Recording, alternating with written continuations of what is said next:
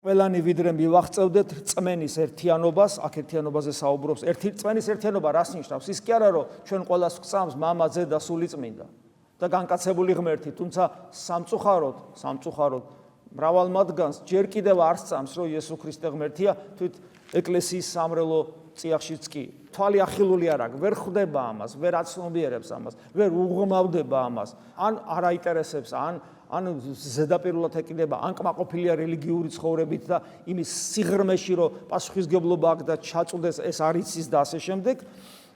ამიტომ რწმენის ერთიანობა სამწუხაროდ მშრალი დოგმატების დონეზეც კი არ არის ხოლმე ხშირად ჩვენ შორის, მაგრამ დოგმატებისში ერთობა როცა გვაქვს, ეს ჯერ კიდევ არ ნიშნავს რწმენის ერთიანობას. სიმონ ახალი ღვთისმეტყველი ძალიან უცნაურ სიტყვებს ამბობს.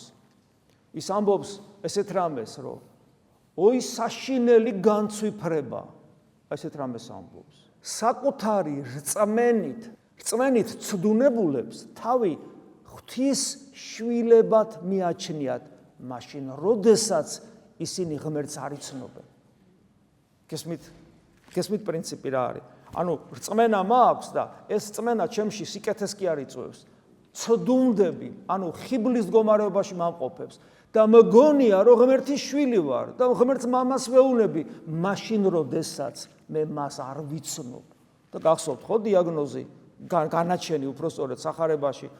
შენი სახელით უფალო შენს წინ არ ვიყავ, ვიღაცო, შენი სახელით შენს წინ არ ცხოვრობდი, არ გიცნობ მე შენ უფალიანობა. გესმით, ანუ როცა ჩვენ საუბრობთ რწმენის ერთიანობაზე, აქ იმაზე კი არ არის ლაპარაკი, რომ ჩვენ სასკოლო სახელმძღვანელოს მიხედვით ვიცით დოგმატები, თუმცა სამწუხაროდ ზოგმა ესეც არ იცის.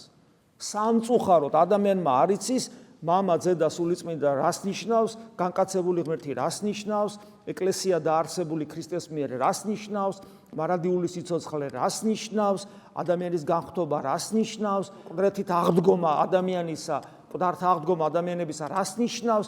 ადამიანებს ხშირად ეს წარმოდგენაც კი არ აქვს.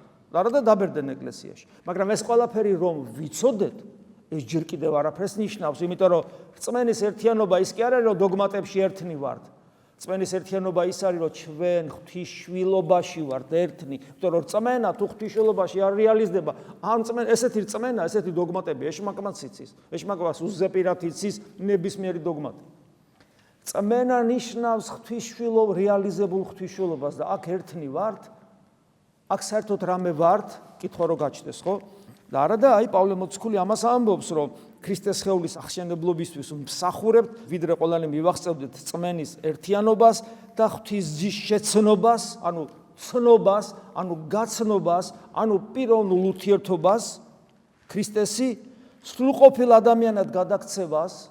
ვინ არის სრულყოფილი ადამიანი? იყავით სრული, ვითარცა ზეციური თქვენი მამა სრულარს. ვინ არის სრული? ვინც ქრისტეს მსგავსია. როცა წარვდგებით ღვთის წინაშე, ჩვენ დავინახავთ, რომ ისეთები ვართ, როგორიც ის არის, იოანე მოციქული ამბობს. გესმით, რაში ვართ ქრისტეს მსგავსი? და სასწაულებს ვახდენთ თუ სამყაროში ვქმენით? სიმშვიდე, სიმდაბლე, უპირობო სიყვარული ყველა ადამიანისა, გულმოწყალება სრული. აბა ვგავართ ქრისტეს ამაში? ჩვენ ხო არა ვგავართ.